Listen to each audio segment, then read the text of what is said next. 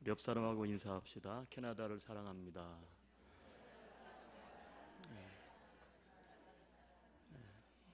아직 시티즌이 아닌 분들을 위해서 다시 한번 조국을 사랑합니다. 우리 그리스도인에게는 또 하나의 조국이 있습니다. 하나님 나라입니다. 하나님 나라를 사랑합니다. 아멘이세요? 너무 사랑하셔서 아직까지 돌아오지 않은 분들이 계신 것 같아요. 연휴에. 2014년 4월 15일이 어떤 날인지 혹시 기억하시나요?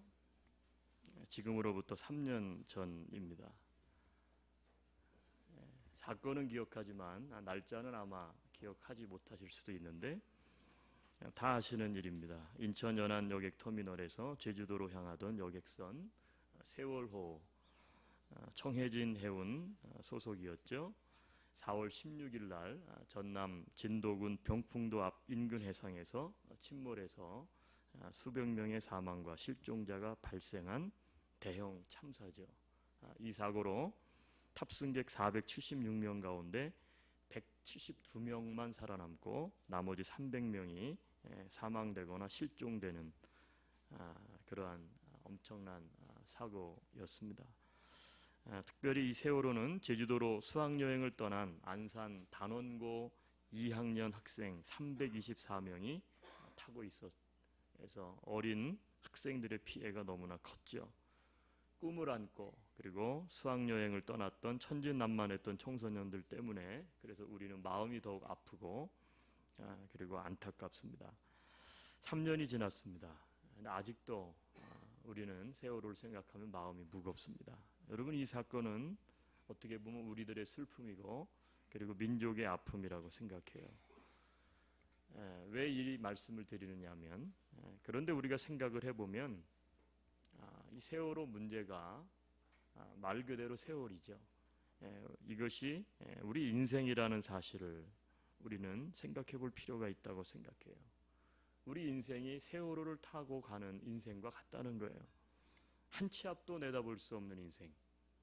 아니, 방비를 잘하고 준비를 잘하고 인생을 향해 가고 있지만 어떻게 보면 속수무책 당할 수밖에 없는, 그래서 늘 불안한 인생.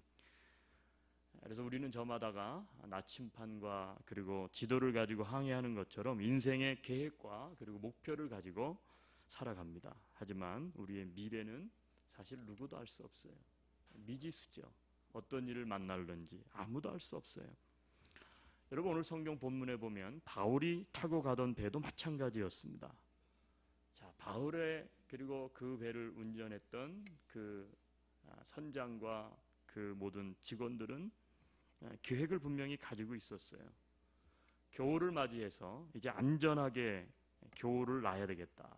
그래서 크레테죠. 크레테 항에 가서 우리가 정박해서 이 겨울 나고 그리고 이제 로마를 향해서 다시 항해를 해야 되겠다. 그래서 크레테 항을 향해서 순항을 하고 있었습니다.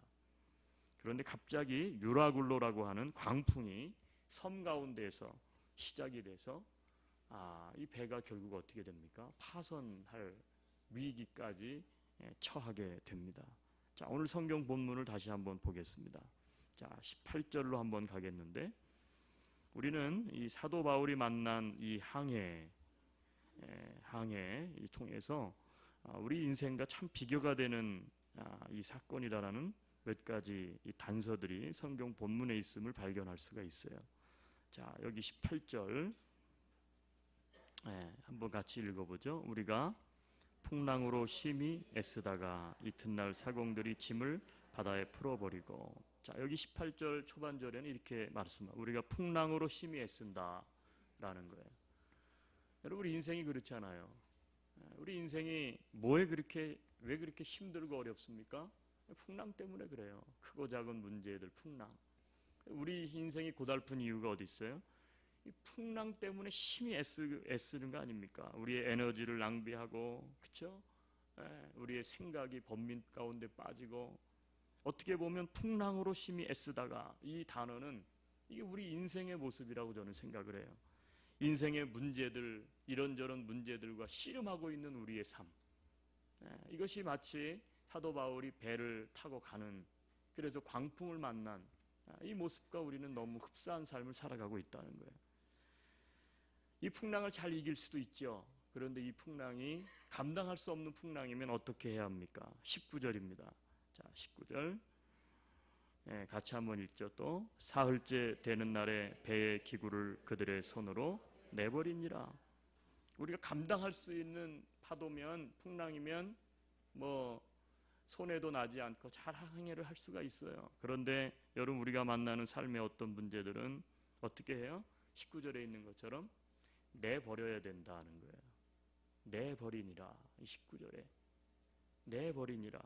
풍랑으로 심히 애쓰다가 그 풍랑을 이겨내더라. 이러면 얼마나 좋겠어요. 그 끝이 아름답게 끝나면 얼마나 좋겠어요. 그런데 이 풍랑으로 심히 애썼는데 사흘 동안 애쓰고 또 애쓰고 또 애쓰고 또 애썼는데 결국 어떻게 해야 될 수밖에 없었느냐? 내버려야 되는 거예요. 여러분, 우리가 그렇잖아요. 인생의 문제들과 씨름하다가 살기 위해서 때로 뭐예요? 포기해. 포기, 내버리는 거죠. 포기해야 되는 거예요. 또 우리가 그렇게 힘들게 어려워서 이민 와가지고 어렵게 벌고 저축하고 그래서 모아놓았던 재물도 어떻습니까? 어떤 병을 만나서 고쳐보려고 어떻게 해요? 돈도 다 버려야 되는 거예요. 포기해야 되고 돈 다 쓰고 내버리니라. 여러분, 내버렸는데 그래도 내버리고 나니까, 돈 쓰고 나니까 그래도 고침을 받았다, 문제 해결 받았다, 그러면 얼마나 좋겠어요. 그런데 여러분, 사도 바울이 만난 이 광풍은 거기서 끝나지가 않죠. 20절이에요. 다시 한번 또 읽습니다. 여러 날 동안 해도 별도 보이지 아니하고 큰 풍랑이 그대로 있음에 구원의 여망마저 보이지 않네요. 별도 달도 보이지 않고 뭔가 소망의 빛이 좀 와야 되는데, 내가 이민 와가지고 시작을 해서 힘쓰고 애쓰고 먹고 살고 막 공부도 하고 열심히 달려왔는데 뭔가 그래도 보일 줄 알았는데 끝이 보이질 않는 거예요. 그리고 20절은 이렇게 이야기해요. 그 큰 풍랑이 어떻게 있어요? 그대로 있다는 거예요. 그대로 있어요. 문제가 그대로 있는 거예요. 그래서 어떻게 됩니까? 그대로 있음에 구원의 여망마저 없어졌더라. 구원의 여망마저 없어졌다. 이건 다른 말로 말하면 소망이 끊어져 버린, 더 이상 소망이 없는 거예요. 구원의 여망마저 없어졌더라. 저는 오늘 이 본문을 읽으면서 몇 개의 단어들을 주목했는데, 첫째는 풍랑으로 심히 애쓰는 인생. 그쵸? 풍랑으로 심히 애쓰다가 19절에 내버리니라, 20절에 구원의 여망마저 없어졌더라. 맥이 확 빠지죠. 목사님 오늘 아주 맥을 확 빼놓으려고 왜 이렇게 절망적인 말씀을 하시나. 더 빠야 돼요. 더 빠져보자고요. 21절이에요. 같이 한번 읽습니다. 21절 시작.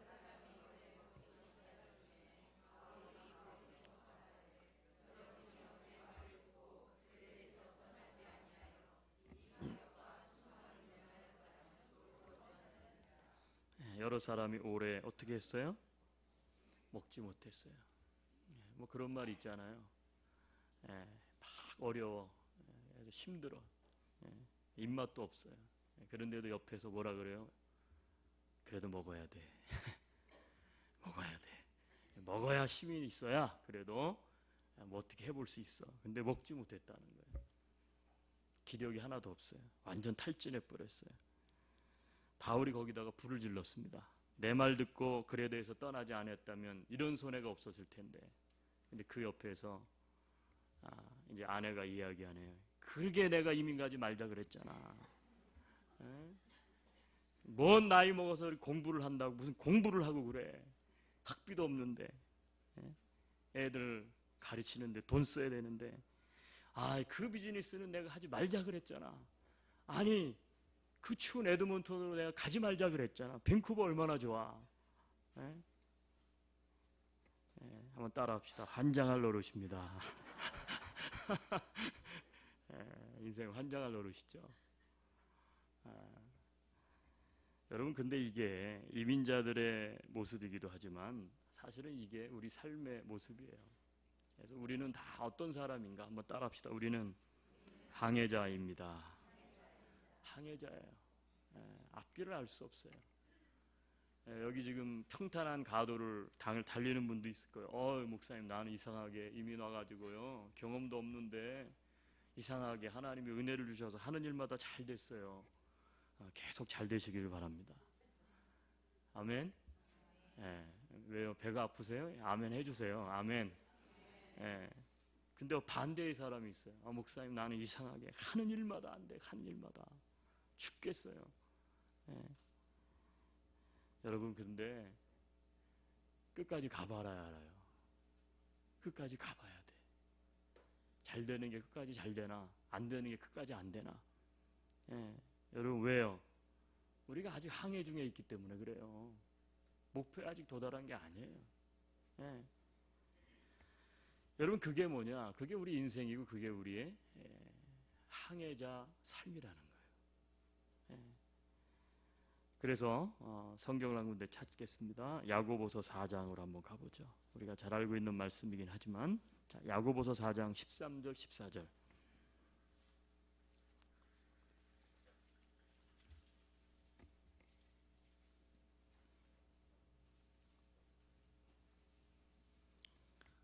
히브리서, 그 다음에 야고보서, 히브리 야고보서 4장 13절 같이 한번 읽습니다. 들으라, 너희 중에 말하기를 오늘이나 내일이나 우리가 어떤 도시에 가서 거기 가서 1년을 머물며 장사하여 이익을 보리라 하는 자들아, 내일 일을 너희가 알지 못하는도다. 너희 생명이 무엇이냐? 너희는 잠깐 보이다가 없어지는 안개니라. 우리의 미래에 대해 아무것도 알지 못하고 살아가는 게 바로 우리예요. 우리가 똑똑한 것 같고 굉장히 계획적인 것 같고, 그렇죠? 최첨단 시대를 살아가고 있는 것 같지만, 여러분, 우리 미래에 대해서 아무것도 알지 못해요. 여러분, 우리나라가 그렇죠. 우리의 사업이 그렇죠. 우리가 섬기는 교회도 그렇죠. 우리 인생이 그렇습니다. 우리 가정이 그렇습니다. 우리 자녀가 그래요. 어떻게 될지 아무도 몰라요. 아무것도 모르고 우리는 살아가는 거예요. 그래서 위기를 만나면 우리는 불안과 염려, 두려움으로 밤잠을 설치고 우리 머리를 가득 채울 수밖에 없어요. 여러분, 이 찬양 혹시 아는지 모르겠어요. 저 멀리 배는 나의 시온성, 아세요? 거룩한 곳 아버지 집, 내 사모하는 집에 가고, 한밤을 새웠네. 한밤을 새웠네. 저 망망한 바다 위에 이 몸이 상할지라도, 오늘은 이곳 내일은 저곳, 오늘은 이곳 내일은 저곳, 주 복음 아득한 나의 갈 길, 아득한 나의 갈 길 다가고, 저 동산에서 편히 쉴 때 내 고생하는 모든 일들을, 내 고생하는 모든 일들을 주께서 빈들이나 사막에서, 빈들이나 사망에서 이 몸이 고날지라도,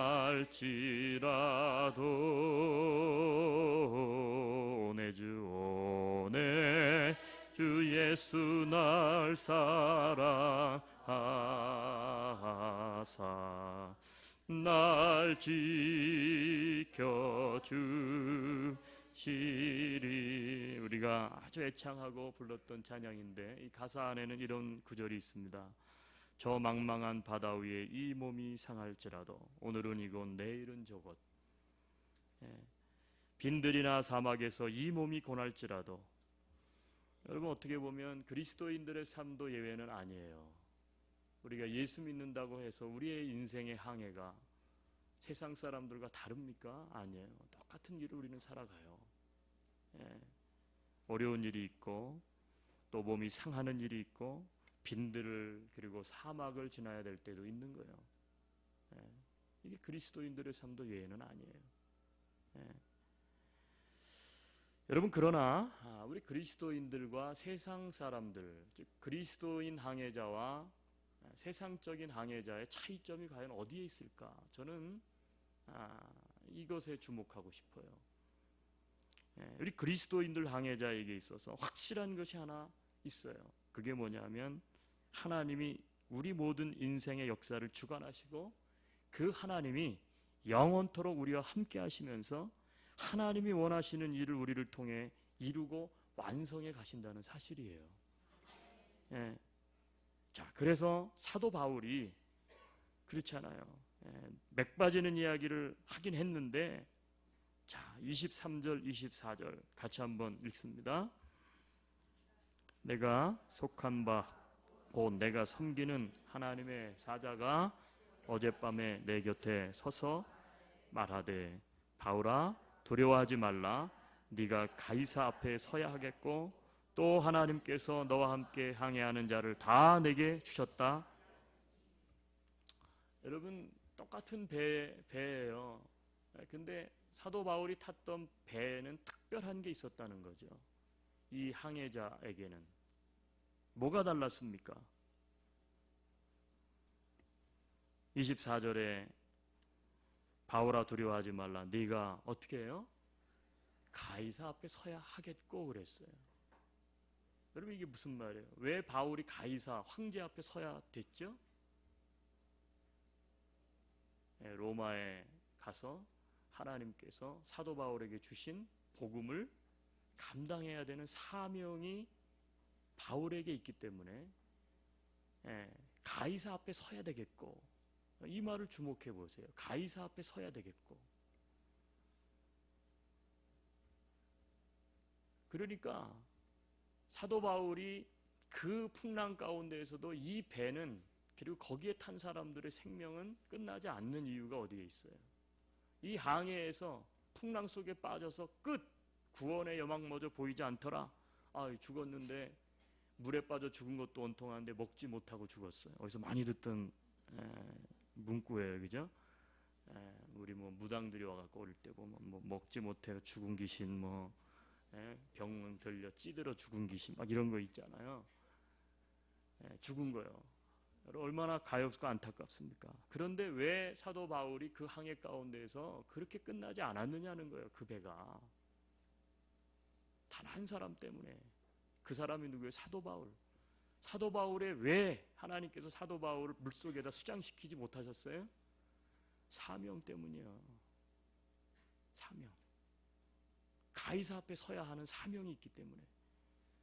그래서 뭐라 그래요? 가이사 앞에 서야 하겠고 또 하나님께서 너와 함께 항해하는 자를 다 누구한테 주셨어요? 바울 너한테 줬다는 거예요. 여러분, 이건 굉장히 중요해요. 여러분, 우리가 똑같은 세상 사람들과 인생을 항해해서 고난이 있고 풍랑이 있고 어려움이 있는 건 사실이요. 그런데 여러분, 우리 그리스도인들에게는 분명한 것이 하나 있어야 돼요. 아니, 반드시 있어야 돼요. 우리가 다 항해자 인생이지만 그리스도인의 삶은 목적이 있는 삶이어야 된다는 거예요.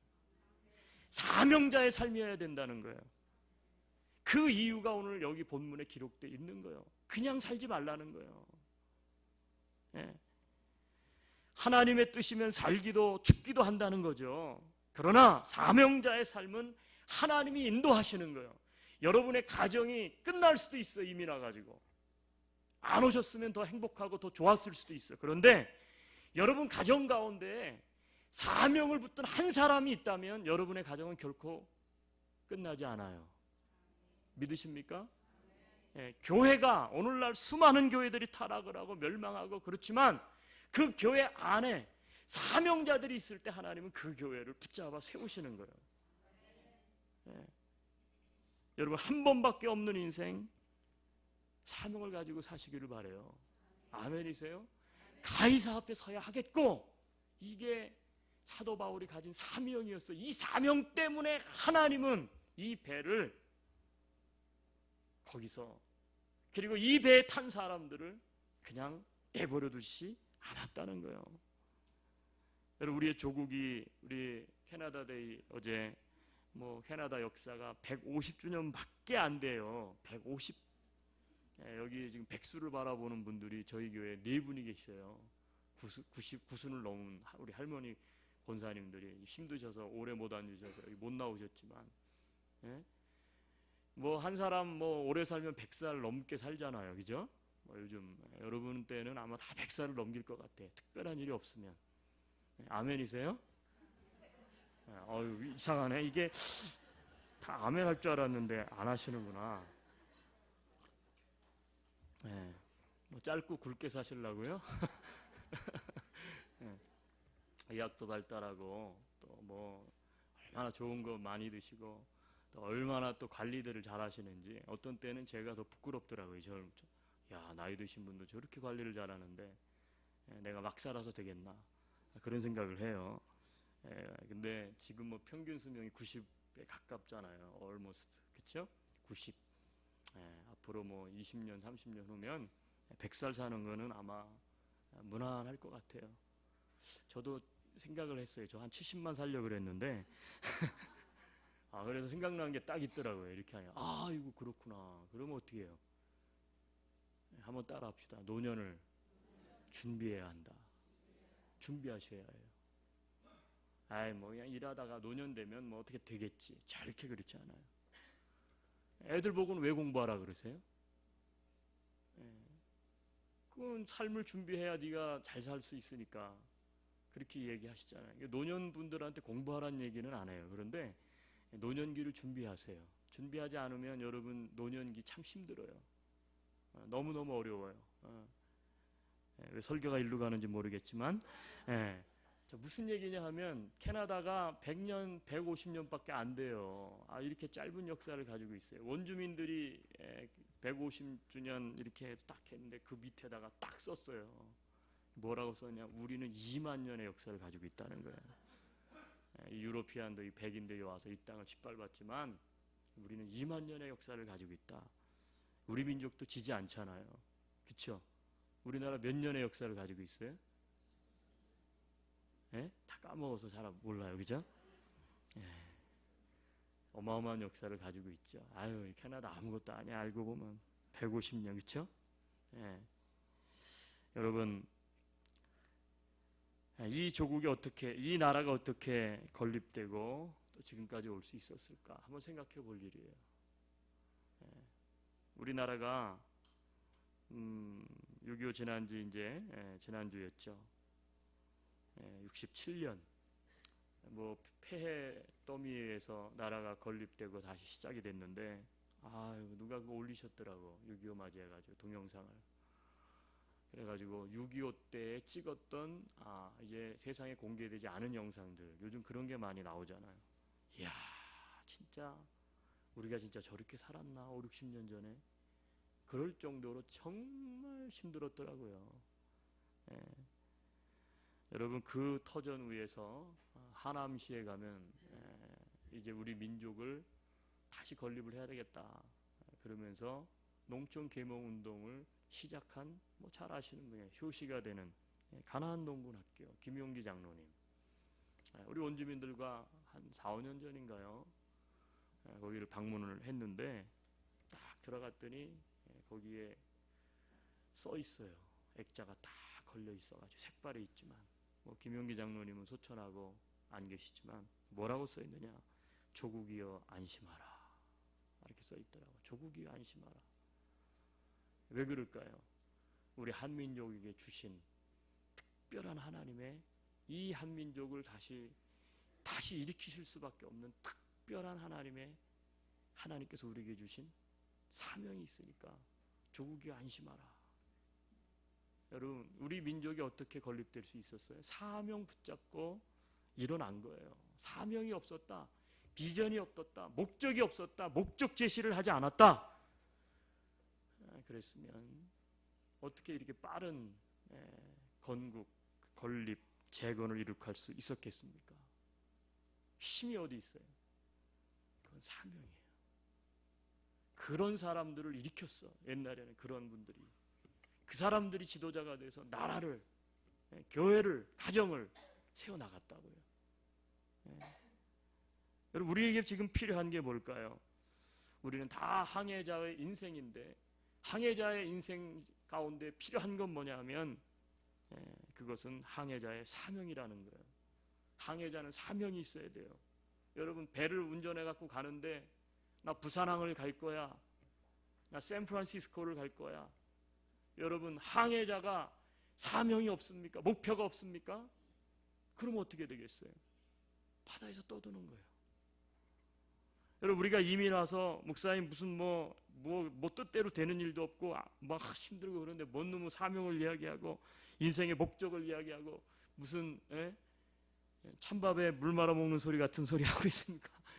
뭐 이런 얘기 하실지 모르겠으나 여러분, 노년기가 되셨어도 사명은 있으셔야 돼요. 아멘. 노년을 내가 어떻게 살 것이냐, 이게 사명 아니에요. 내가 자녀를 어떻게 기를 것이냐, 사명이잖아요. 내가 하나님을 어떻게 섬길 것인가, 사명이잖아요. 내가 특별한 분을 지칭하는 건 아니에요. 그냥 생각나서 하는 거예요. 내가 카와시를 하고 있다.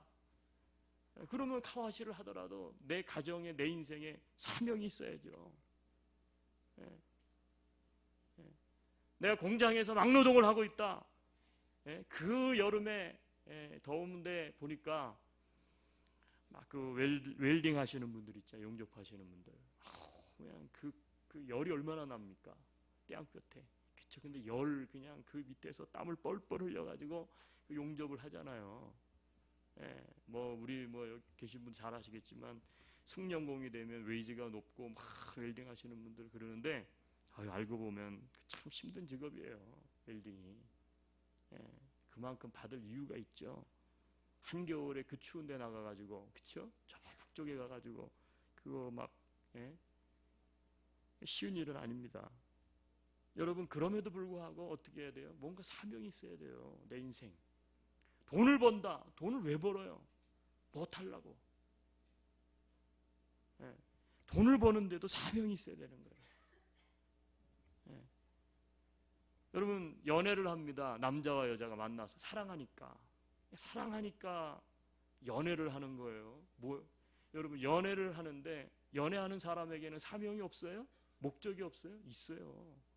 결혼해갖고 행복한 가정을 꾸려야 되겠다라고 하는 사명이 있는 거예요. 그러니까 열애가 되는 거예요. 그렇죠? 그거 없으면 어떻게 돼요? 만나서 조금 지내다 보니까 이게 뭐 내가 이제 질렸어. 그러니까 어떻게 돼요? 뻥. 저는 연애도 사명이 있어야 하는 거예요. 그렇게 생각해요. 여러분, 밥 먹는데 어제도 먹었고 오늘도 먹었, 그쵸? 또 먹을 거잖아요. 근데 밥을 먹는 것도 사명이 있어야 밥을 먹는 거예요.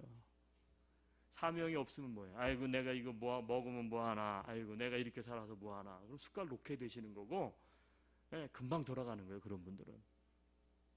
근데 밥 숟갈을 뜨면서도 내가 오늘 이거 먹고 오늘은 내가 무슨 일을 하고, 이런 분들은 어떻게 돼요? 밥 숟갈을 드는 거예요. 그리고 먹는 거예요. 또 그러면 소화가 돼요. 아멘이세요? 여러분, 왜 이 배가 가라앉지 않고 물론 가라앉아서 없어졌지만 이 배는 하여튼 이 배가 끝장나고 다 거기에 탄 사람이 죽지 않았을까? 이유는 하나예요. 한번 따라합시다. 가이사 앞에 서야 하겠고. 그게 성령을 통해서 사도 바울에게 주신 거 아니에요. 그 음성을. 그래서 사도 바울이 그거를 딱 붙잡은 거 아니에요. 야, 괜찮아. 그래서 외친 게 뭐예요? 여러분이요 안심하라 이렇게 외친 거 아니에요. 여러분 사명이 있는 자가 이런 배짱이 어디로부터 나와요? 혁신 때문에 나오는 거예요. 여러분 그래서 항해자가 가져야 될 게 뭐냐? 그건 항해자가 믿음이 있어야 된다는 거예요.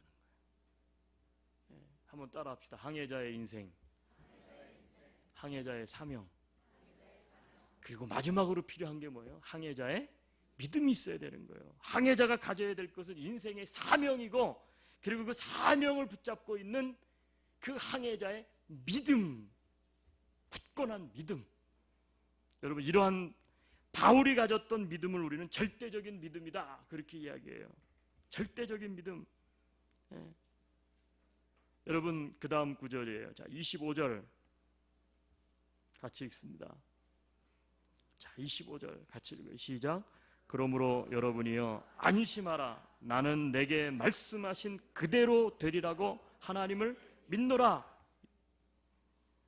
안심하십시오. 나에게는 사명이 있고 나에게는 그러한 믿음이 있습니다. 그러면서 그 항해 가운데에서도 흔들리지 않고 사도 바울이 지금 죽어가고 있는데, 물건까지 다 버렸는데, 해도 달도 별도 보이지 않는 캄캄한 칠흑 같은 폭풍 속에서도 나는 내게 말씀하신 그대로 되리라고 하나님을 어떻게 한다고요? 믿습니다. 믿음을 꽉 붙잡는 거예요. 26절이에요. 같이 읽어요. 시작. 그런즉 우리가 반드시 한 섬에 걸리리라 하더라. 지금 걸렸어요? 안 걸렸어요? 걸릴 거예요? 안 걸릴 거예요? 근데 사도 바울이 그걸 어찌 알아갔어요? 어찌 알아요 그걸? 옆에 제가 있었으면 미친놈, 이놈이 아까는 뭐 내 말 안 들어서 뭘 어떻게 한다고 그러더니 막 지랄을 하고 있네. 그러면서 하는 얘기예요. 한 섬에 걸리긴 이놈아, 여기 섬이 어디 있어? 여기 섬이. 그렇지 않아요? 여러분 지중해 가보셨어요? 크레테 섬하고 로마 사이에 뭔 섬이 있습니까? 지금 밤낮 3일을 폭풍 가운데서 배가 이리저리 저리 가서 이제 뭐 이게 어디에 있는지도 알지 못하는 그때인데 뭔 한 섬에 걸려요. 걸리기는 지금 배가 다 깨져가고 있는데, 여러분 그렇게 호통을 그렇게 큰 소리를 낼 수 있었던 거예요. 25절 그대로 되리라고 하나님을 믿노라. 26절 반드시 한 섬에 걸리리라. 이게 바로 믿음이라는 거예요. 믿음. 여러분 항해하는 사람에게는 이런 믿음이 있어야 돼요. 인생 속에서. 아멘. 사명도 있어야 되지만 믿음이 있어야 돼. 여러분 놀라운 것은 뭐냐면 믿음은 변화를 만들어내는 능력이 있다는 거예요. 아멘. 믿음은 변화를 만들어내. 그러면 여러분 속에 이런 잔머리가 팍 돌아요. 지금도 여러분 가운데 목사님 내 신념 다 해봤어요. 뭐 여기도 띠도 둘러보고 뭐 하면 된다도 해보고 뭐 다 해봤는데 여러분이 뭔가를 잘못 알고 계신 거예요. 왜냐하면 믿음의 대상이 단순한 정신적인 신조나 신념이 아니라 살아계신 하나님이기 때문에 다른 거예요. 자, 무슨 얘기냐? 목사님 내가 뭐 이민 와가지고 뭐 사명도 있어요. 그리고 나도 그런 믿음이 있습니다. 여러분 그게 믿음이요? 그게 신념이요? 신념이지 그게 무슨 믿음이요? 무슨 얘기냐? 신념과 신조와 믿음은 다르다는 거예요. 여러분 그리스도인들이 이걸 몰라요. 참 답답해요. 신조와 신념은 내 머릿속으로 그래 하면 돼. 정신적인 작용이요. 그거 없는 사람이 어디 있어요? 다 있지 세상 사람들도. 근데 다 망하고 안 되는데. 여러분 신조나 신념을 믿음으로 착각하지 마세요. 믿음은 대상이 다른 거예요. 신념이나 신조가 믿음, 그거를 내가 믿는 게 아니고 우리는 살아계신 하나님을 믿는 거예요. 아멘. 죽은 하나님이 아니에요. 신념이 어떻게 살아있겠어요? 근데 우리가 믿는 대상은 하나님이에요. 하나님은 죽은 하나님이 아니라 살아서 오늘도 나와 동행하시고 역사하는 하나님이신 줄로 믿습니다. 그러니까 하나님을 향한 믿음이 있게 되면 하나님께서 붙잡아 주시는 거죠. 여러분 성경을 좀 찾겠습니다. 자, 시편 40편으로 갈게요. 시편 40편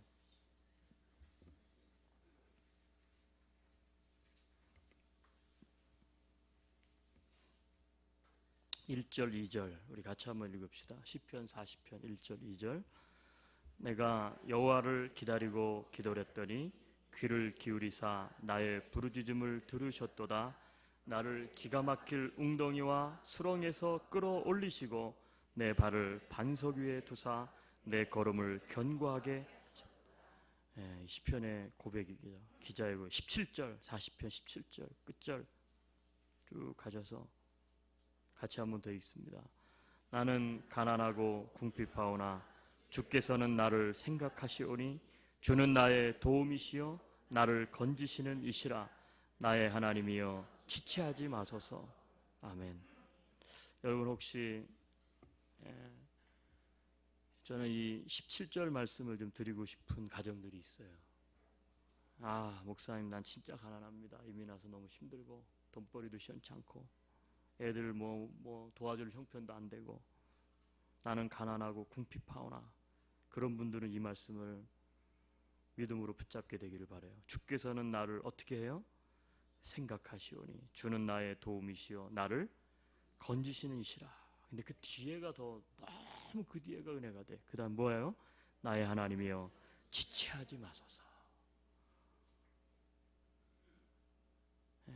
지체하지 마소서. 이게 믿음 아닙니까? 하나 더 보죠. 시편 42편 5절.